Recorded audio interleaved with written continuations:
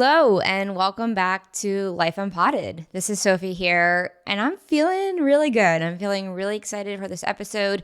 First and foremost, tonight we are back on the community Zooms, 7 p.m. Eastern. Definitely join. It's a really great place to get involved in the community, get to talk to Daisy and I, and there's always such insightful conversations. It's been a while since we've had them, and I'm really excited to talk to all of you again and have that be our little weekly dose of community beyond doing the podcast, because I think it's really nice to actually interact with people live on camera. So come if you have questions, come if you don't, come if you just want to listen, because it's always a really insightful conversation. I also just wanted to let everyone here know that I officially have started my one-on-one coaching. This program is really geared towards people who want to expand and deepen their self-discovery journey. I posted a link to the coaching in our show notes. So if you're interested, if you're looking to switch careers, tap into your potential, tap into your passions, or really just want someone there to motivate you, hold you accountable, that's exactly what I'm striving to do with my coaching session. So if that's you, if it sounds like a good fit, you can always book a free consultation so we can kind of get a vibe to see, is this a good fit? Is this not a good fit? Because ultimately, I really want this to be a good fit. I really, really want to help people. I mean this from the bottom of my heart. And it feels like one of the few things I've ever wanted to do in my life after leaving the law world that I feel really aligned with. So wanted to let you all know, wanted to put that out there. So if you're interested, you can DM me for more information, or you can just set up a free call. So let's get into today's episode. I'm feeling really inspired. I'm feeling like it's been about 2 months since we've moved to Austin. And I think that wave of anxiety that was initially here has started to lessen. I feel like that giant cloud of worry and concern and fear and not knowing why we're here or what we're doing is now getting replaced with inspiration, incredible clarity on why we're on this journey and what it is that we're doing. And I think that just goes to show that when you are building anything, or when you are pursuing anything, or when you're just being alive as a human on this journey, you're going to constantly go through ebbs and flows. You're going to feel really shitty some days. And then before you know it, you're going to be struck with so much inspiration. And the takeaway I have from this is that we need to go through those shitty times to get insight. Insight is always on the end of a spiral or a down period or whatever you want to call it. So just wanted to open this up with a little reminder that life can work out beautifully, and life does work out beautifully. But in order for it to do so, we have to let ourselves go through those periods.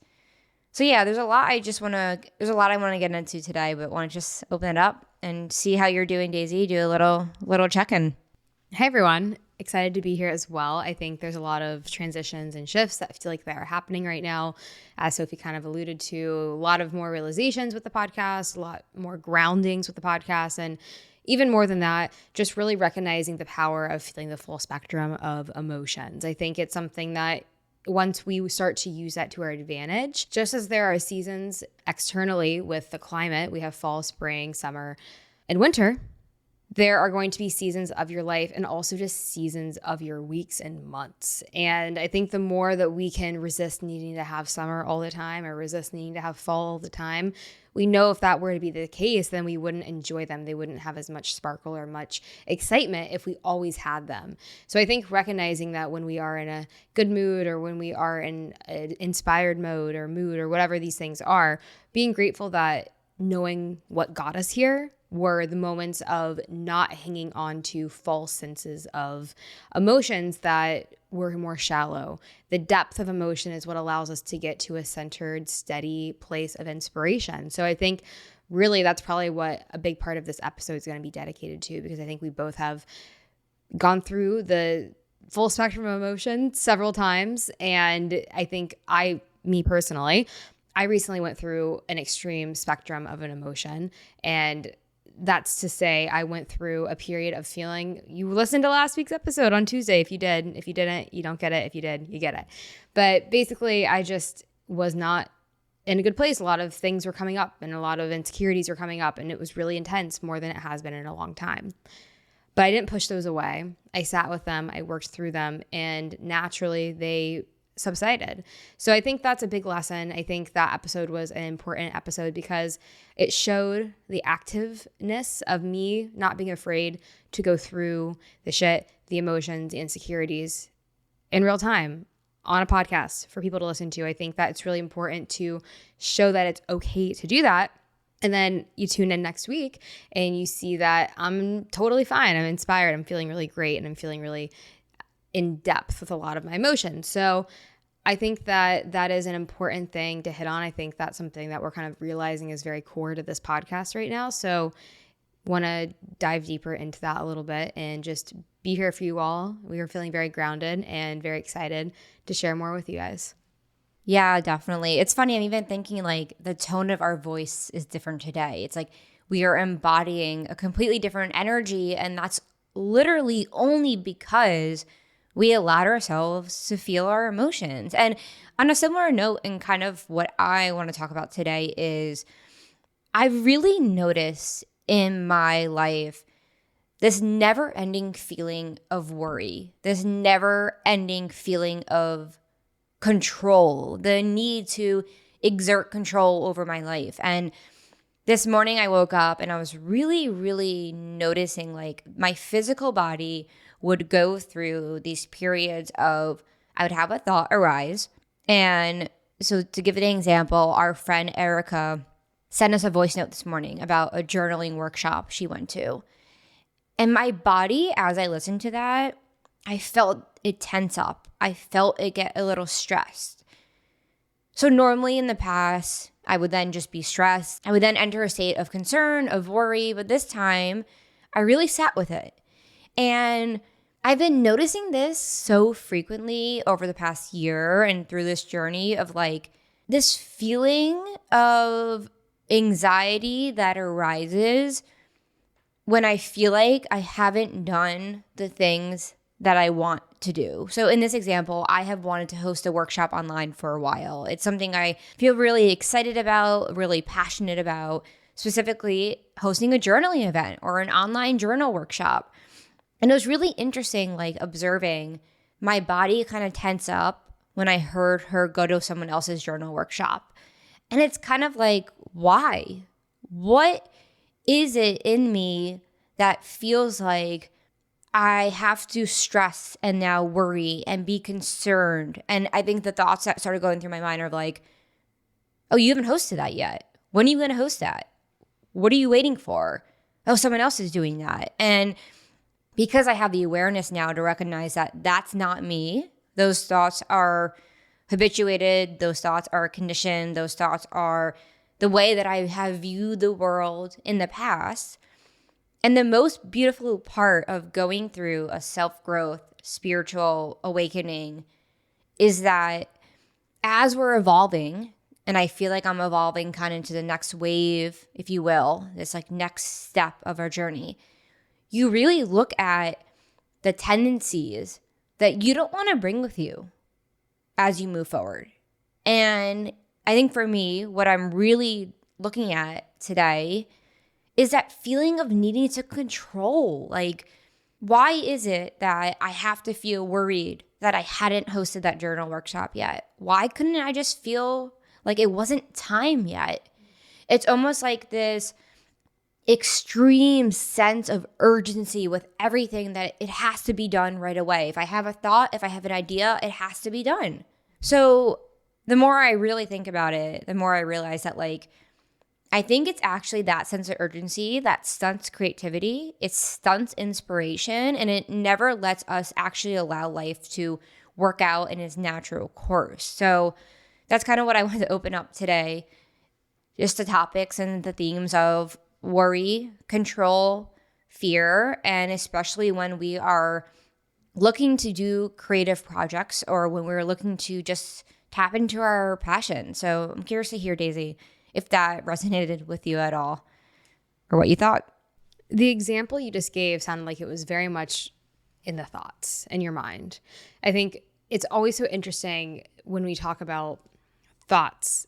on this podcast because you said that you felt your body tense up. That was probably connected to some sort of deep subconscious thought of, why am I not doing this? Why am I not doing this yet? And I think it's interesting because we look at that thought alone and we think, oh, that means I have to go and feel stressed right now. And I have to be stressed about my day. And I just have to be stressed because I haven't been doing this yet.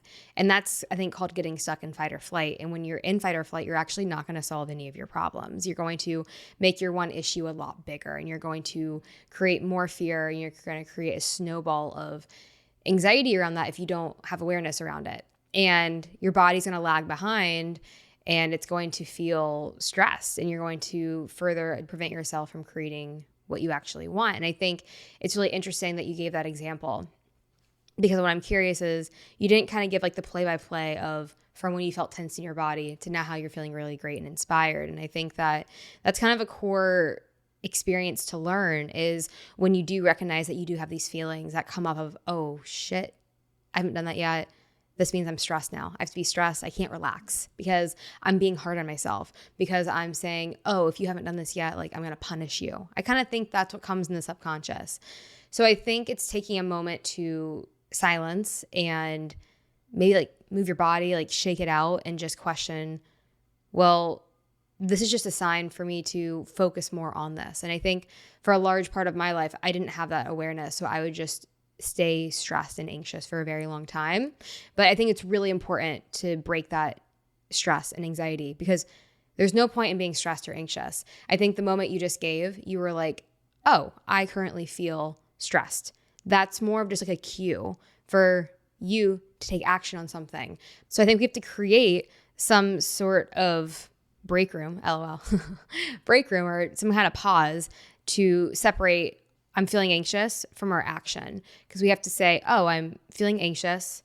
Well, let's go deeper with that thought. Why am I feeling anxious? Am I feeling anxious that I haven't done this yet? Okay. So if I jump right now from this thought to action, I'm going to carry this anxiety into my action. And I'm actually not going to get anything productive done. I'm going to have impulse. I'm going to have just, I need to get things out there. And that's not going to be sustained. That's not going to be connected to who you are. And it's really going to lead you back to the same place that you are now in this anxious thought. So I think creating some sort of framework for yourself, or just not even a framework. I think I kind of hate frameworks. Maybe there's a time and a place for them, but I feel like I have heavily relied on frameworks to not have to push myself to actually be reliable and accountable to myself for pushing through these kinds of mental constructs of anxiety to pausing and taking action.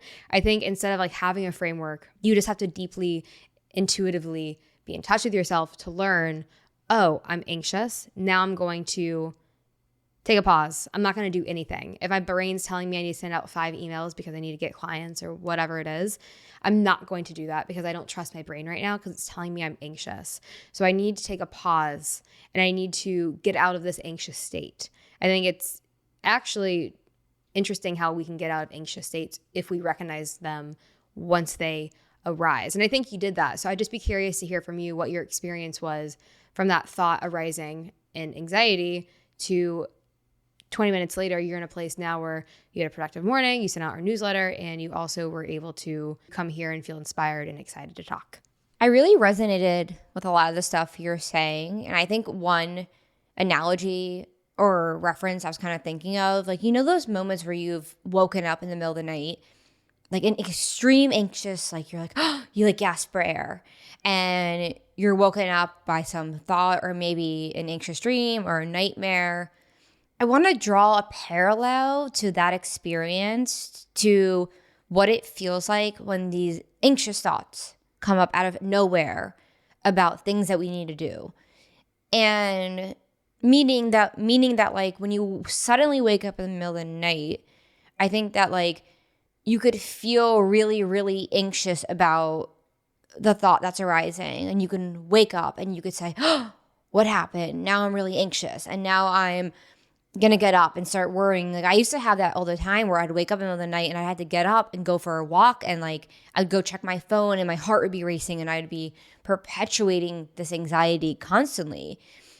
Versus now I feel like that rarely happens, and that's probably because my mind is just a little more relaxed. But when it does, when and if it does, I've kind of just cultivated an understanding that like, oh, that's just arising. That's just coming up. That's just happening. I don't need to then freak out. I don't need to then get up. I don't need to check my phone. I could just go back to bed. And I think to separate like those kind of anxious worry thoughts that arise, like for me this morning with that knee-jerk response to like feel really anxious and worried about the journal thing, I think I kind of want to go deeper on this because I think it's kind of like multi-layered. So I think like you said, on one layer, sometimes our anxiety or that fear that comes up is an indication that like for me, I'm like, okay, it's time for me to start doing this. Like I want to host an online workshop. I'm going to do that. It's time. And I think sometimes like our insights are almost coded through anxiety. Like they're like delivered through anxiety. Well, this is the beauty of the full spectrum of emotion. You wouldn't want to have a life where you never felt anxiety momentarily because you wouldn't do anything. I think that's really one point. I just wanted to comment there. Yeah, because it's almost like it's like a alarm bell goes off in your mind and you kind of get like jerked up and you kind of get like, oh, whoa, like where did that come from? So I think in those instances, it's like, okay, I'm feeling anxious. I'm feeling worried about this.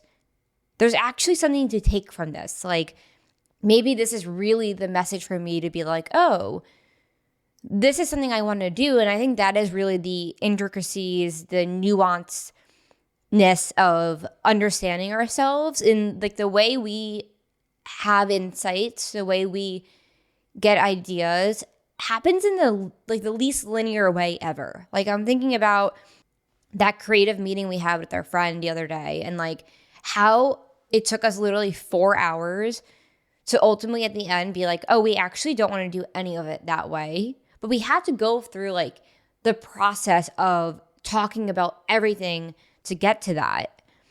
I'm not sure if I'm like spinning in circles or if what I'm saying is making sense.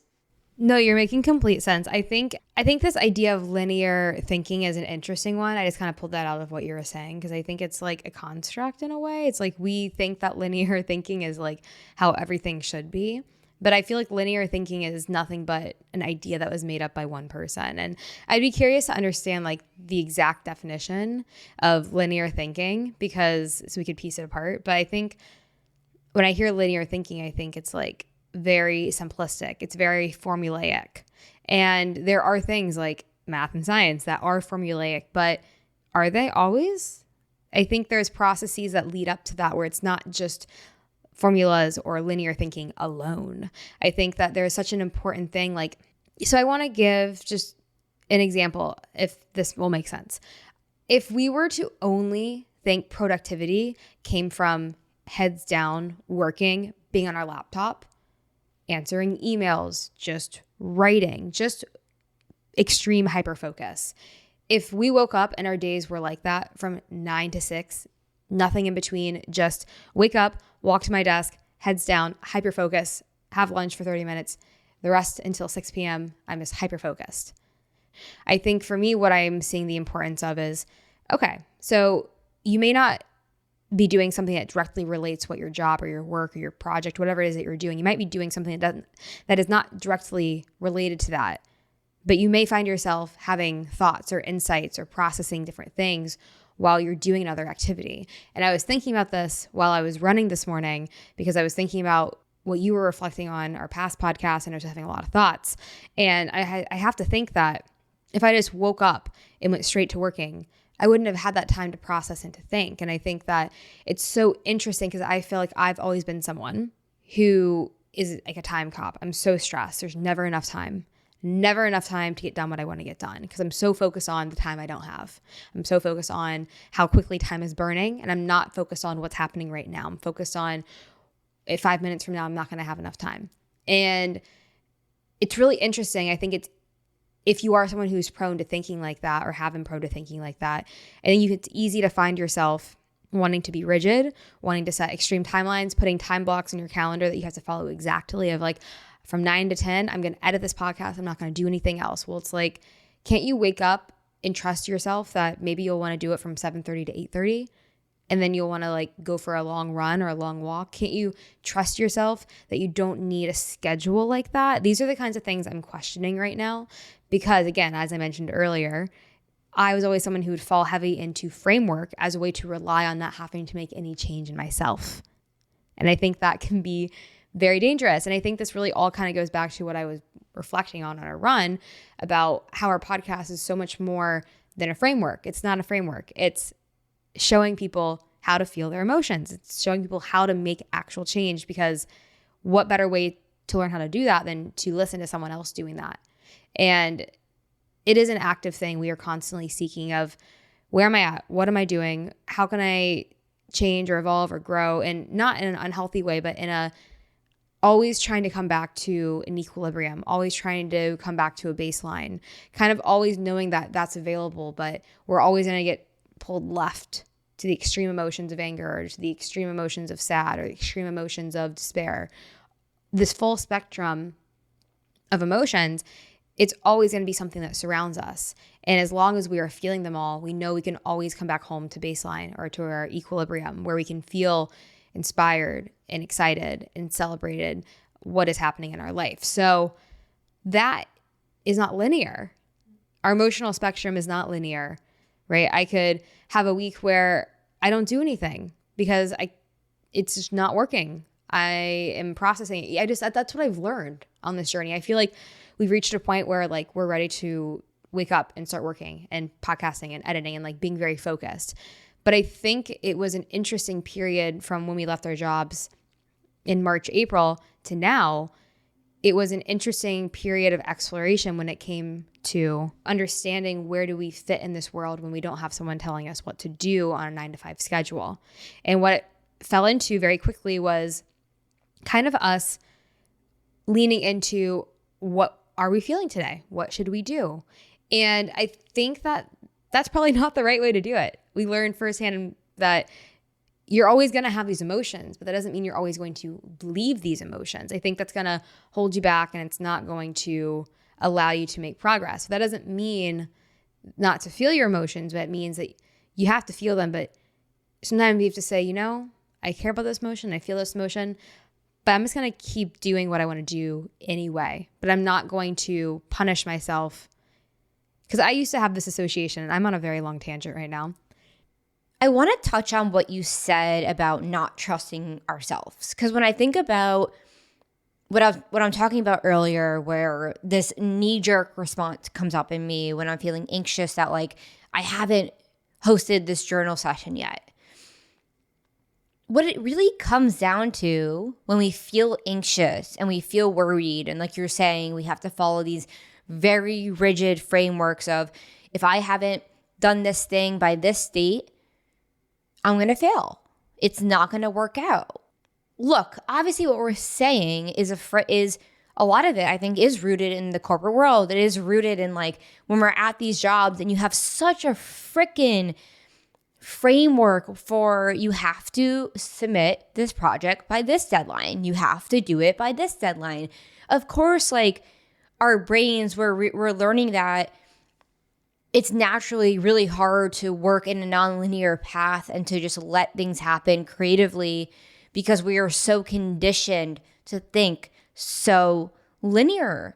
And I honestly think what happens, and it's interesting to really think about, like through the education system, through growing up and going from, you know, like high school to college to start working, when were we ever taught to trust ourselves? Like, when were we ever taught that you can just let go and relax and that life will work out, and that the way for things to unfold, the way for you to build your company or to build your brand or follow your passions, is not through rigidity? And what we were talking about a lot last night was like this reflection of like, we started this podcast a year and a half ago. It was at Wildflowers, and then we transitioned to Life Unpotted, and it's been about 11 months or so, almost a year since we started Life Unpotted, and we're just now starting to really see the full picture. Like, it's only now that I'm able to see, wow, like I really get what this podcast and brand is. I understand what we're offering here, what we want the world to know. And that's not an insight that I could have had last year at this time. And I think what goes wrong is that our mind wants us to have the insight right away. Our mind wants us to have it figured out in the snap. And I think to go deeper in that and the combination of what you're saying upon your reflection of running with this whole idea of like, scratch the framework, why can't I just trust myself? And obviously, I think we got to bake into that some combination of like, we had our weekly meeting that we're starting last week of there are certain action item tasks you're doing. But, you take that example and then you take like me feeling so anxious about not doing the journaling session. And it's like both are rooted in a lack of trust in ourselves. Why can't we trust ourselves? Why can't I trust myself to know that it wasn't time for me to host the journal session yet? And now I am ready. And I think it's this really interesting thing happens as we're going on this self-growth journey of realizing things. When we have insights, there's this little period of being like, why haven't I done that yet? Like, I have this new idea right now to do something. For example, it was for me, it's like, I'm ready to host a journal session. But it's not just I'm ready, it's also, why didn't you do it sooner? What were you waiting for? Why, you wasted your time. Somebody else is doing that. So it's just fascinating to observe that our minds struggle so hard to just recognize that not everything has to work in this framework manner of, okay, you have to do this by this date. And I'm realizing that's, of course we're struggling with that. Because all these stupid jobs are so high pressure, so high focus, and you're taught that you have to operate in a framework structured way. And that is literally that is not how we work as humans. It is not. And I will take the position that it is extremely counterproductive to make employees and to make people work this way because it just strips you away from your natural innate creativity. Well, when that happens and when you are someone who is just taking orders from someone at a level that maybe is just knowing that you have to work from 9 to 5 hours, like when you take that level of order from someone and there's like disciplinary efforts that will come into play if that's not the case, and that is the case with like mostly all jobs, is that you stop trusting yourself, you stop knowing that you have the answers, and you ultimately stop feeling in touch with yourself. I think as soon as you start to feel in touch with yourself, that's when you feel you're able to trust yourself. And I think this is really something that I've been aware of, and especially something I've been aware of with food, and something I used to always say to you was, I'm having stomach issues. I don't feel like I can feel my stomach. And I went through large periods of my life where this was the case, where I didn't feel like I could feel my stomach. And that was very troublesome to me, not because, I was super bloated and my jeans didn't fit or those kinds of things. That was obviously one level of it. But another level of it was I feel everything in my stomach, from anxiety to love to joy to stableness to everything. Everything, when I feel something powerful, it's through my stomach. So I'm very conscientious of the things that I eat, and I don't have any sort of framework around it. I will never say that I'm vegan or I'm plant-based or I'm this or that. Like, I'm never going to take a framework for food and say, this is what I am. And I think people do that and they miss the entire point. The point is to listen to your body. It's to be a point where maybe you do have to detox from a lot of things so that you can actually feel your body, so that you can actually be in touch with how things make you feel. Because when you are eating certain things, it is going to take you to that point where you feel so out of touch with your body, because you know how it is when you go to the movies and you get a lot of popcorn, a lot of sugar, and you just feel disconnected from yourself. So I'm just coming at this from a different perspective that I've had personal experience with, of trusting myself with what am I consuming, especially caffeine. You've heard me talk about that a lot. And ultimately, I just try to eat things that are going to make me feel like I'm still in touch with myself, and they're not going to further push me away from being with myself. And I think for a long period of time, it's easy to do this if you are avoiding something with how you feel, because yeah, sure, it feels good to be super caffeinated, or it feels good to get a sugar high or a greasy foods high, comfort food high, when you don't like how your baseline feeling is. And I think that's a scary trap. And that's something that I fell into for years of like binge eating and focusing on where's my next meal? It's going to give me my comfort that I'm looking for, because that steals from you the most sheer, pure, happy moment of your life, because that's where the numbing comes in. And the famous Brene Brown, who studied vulnerability, says, if we're numbing one part of our life, we're numbing everything. If we're numbing one emotion, we're numbing all of it. We're either open or we're closed. And I think it's something that's like, you don't need to look to a coach. You don't need to look to a diet. You don't need to look to any of these things, because you have all the answers.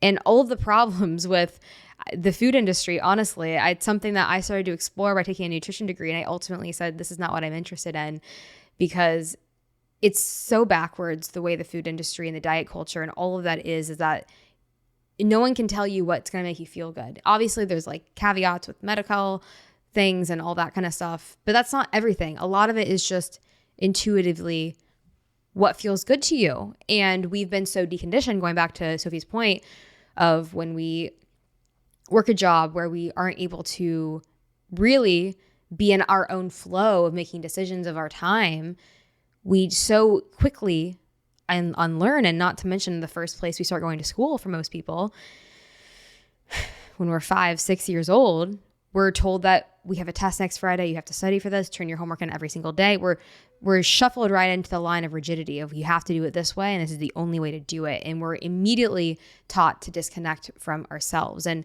this is something that this podcast has been for us, is it's been a point of reconnecting with us, reconnecting with our flow, and relearning to ultimately trust ourselves, to not look to someone else to tell us what we need to do, to look to ourselves, because we know the answers in all times. And so do you. So does the listener. The listener, you always know. And it might feel uncomfortable, because every adjustment's uncomfortable if you start looking to yourself. It might take a month to feel, or it might take 6 months to feel connected to how you're feeling. It's a larger journey, but I was talking to this medium that we saw, and he's more of like a business advocate. He's an interesting guy, but he was making a good point, kind of on the opposite spectrum of what we learn in school growing up, is take the classic series of Harry Potter, where there's this renowned school for magic that all of these kids go to, and it's like this renowned place, yet 3 kids who managed to tap into their own powers, I think that's probably a metaphor for our experience here as humans, are able to overtake that, to overtake the cruelness, the darkness, quite literally the darkness. They're able to use their powers and take that over and set things straight. And don't quote me on that exactly, because that's what someone told me. I haven't finished all of the series, but I thought that was a beautiful metaphor for maybe a lot of the classic novels and stories that go back for time and time and time are used over and over again, is the fact that we have the light and we have the power. We just have to be able to tap into it. And that comes with a multitude of things.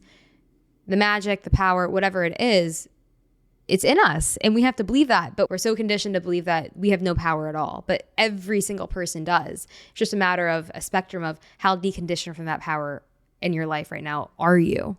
It's interesting to think about the way that you were saying, like, you know, this whole concept of acting intuitively, whether that's eating, whether that's I'm not going to get up and edit the podcast from 8 to 10 because I know I'll be able to do it later. It's interesting to kind of like bucket that to when we have the awareness and we are connected to ourselves, it's a lot easier to tap into that flow of not living by a very rigid framework. Because I'm thinking of the example of like me 4 years ago. If I'm like, la la la, go with the flow, like YOLO, I'm just going to do this shit.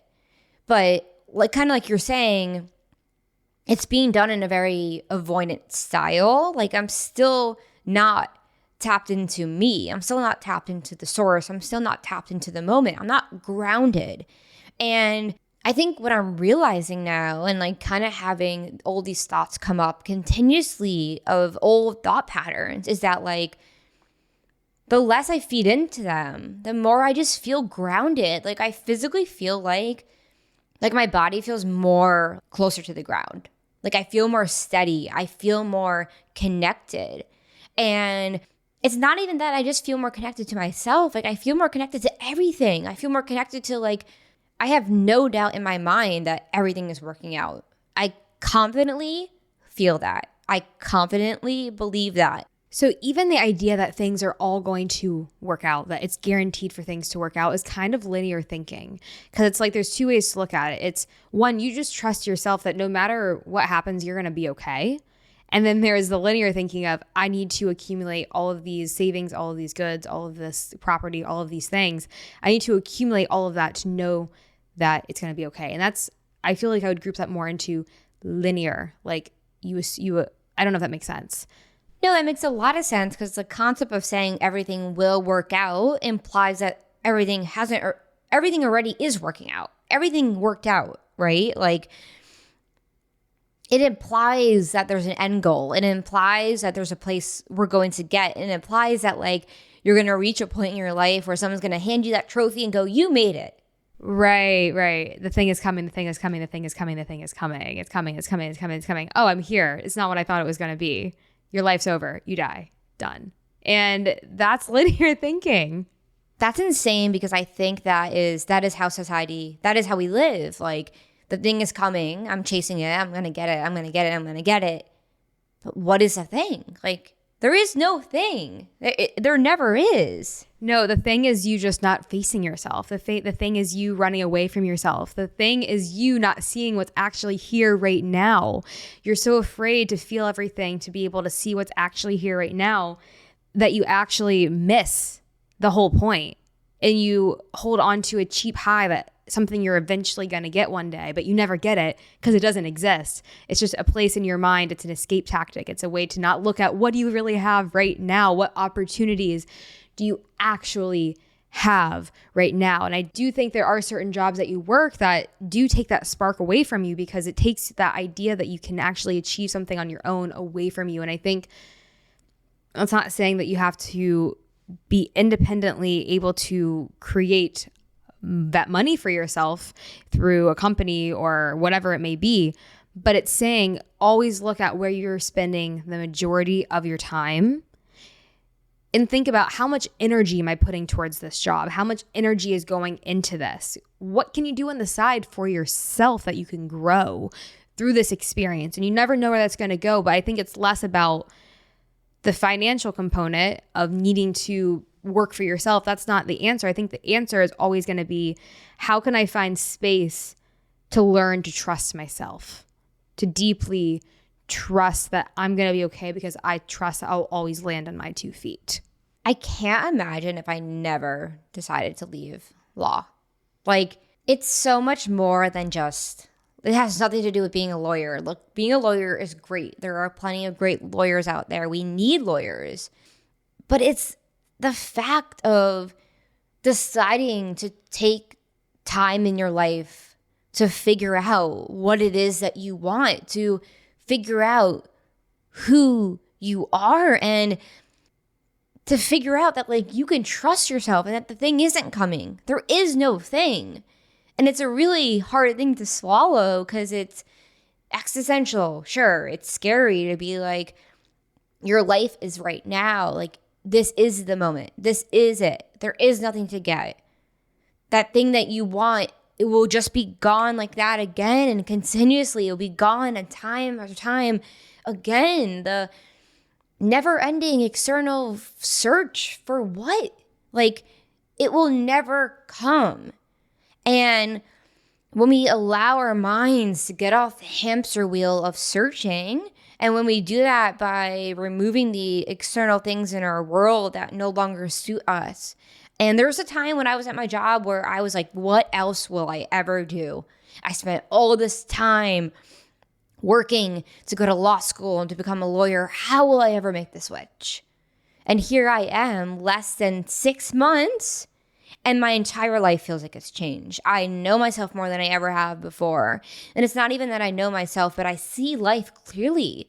I see my mortality. I see my infinite potential. I see everybody's infinite potential. I see that, like, hierarchy is a man-made idea. There is no such thing as a division between me and you. We all can accomplish the same things. And to, like, tie this to the beginning of the conversation, it's so funny how my mind, my body, have been taught to think that I should close up and feel scared because I didn't host that journal session yet.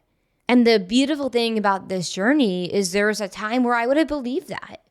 There was a time where I would have felt anxious the rest of the day, and I would have felt like I did something wrong, and I would have felt like I'm behind and I haven't done things the right way.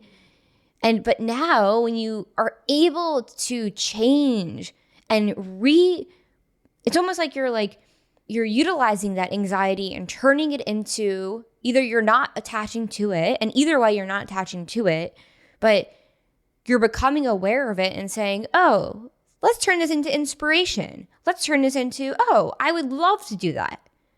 So let's just add that to the list of things I'm going to do. And there's no rush.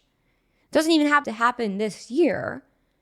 So when we're able to separate ourselves from our thoughts, all of a sudden what would have been anxious, anxiety, weight of control and worry beautifully turns into insight, and it blooms into this beautiful flower.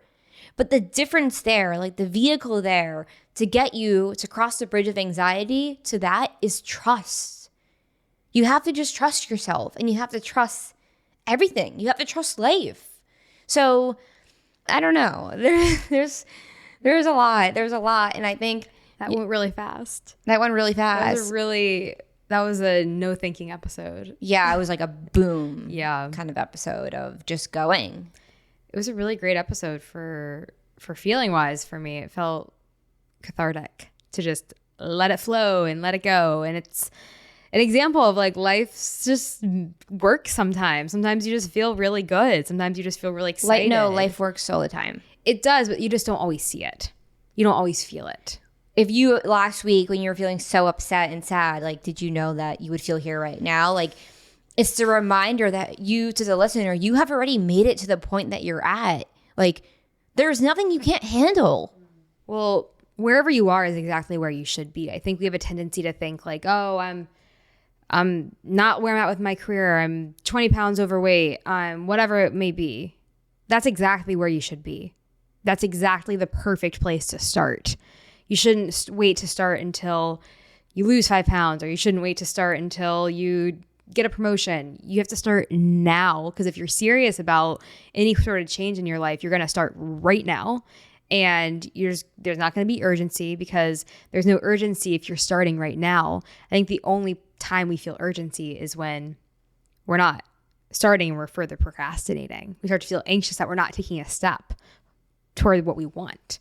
So I think that's really true. And I just think that there's some kind of message I'm sure we can leave the listener with from this episode. I think that's kind of your expertise. But I just want to say to the listener, thank you for being here. Thank you for listening. And we're super excited to build out this community further. We've had community Zoom sessions in the past, and they've been some of the most enlightening conversations, because you go in feeling one way and you come out feeling connected. And that's really the goal of the sessions. And I'm excited to bring them up tonight, Tuesday. The first community Zoom session is back up tonight. So we're so excited for it. We're looking forward to it. And we're really looking forward to seeing you there. So we hope you can join. It's at 6 p.m. Central, 7 p.m. Eastern. And even if you can just pop in for five minutes, we would love to see you, say hey. And I'm sure you'll meet some other great people that you can chat to about this stuff, or just feel heard by, hear them, and just really looking forward to that. So thanks for being here. Thanks for being part of the community. And until Thursday. Thanks everyone so much for listening. This episode, if anything, just reminds us of the importance of just trusting, of not feeding into the anxious thoughts, of not taking our fears at face value, and developing and cultivating a sense of inner peace to know that there is no rush. And like Daisy said, as long as you are taking the actions, and taking the actions can look like deciding to cry that day, right? There is no framework to the path, because there is no path. The path is just being here and experiencing what arises without resisting, and allowing it to continue onward for the rest of the time. So we hope to see you guys tonight at the community Zoom. If you can't make it, no worries. We'll talk to you next time. But thank you so much for listening, and we'll talk to you guys on Thursday.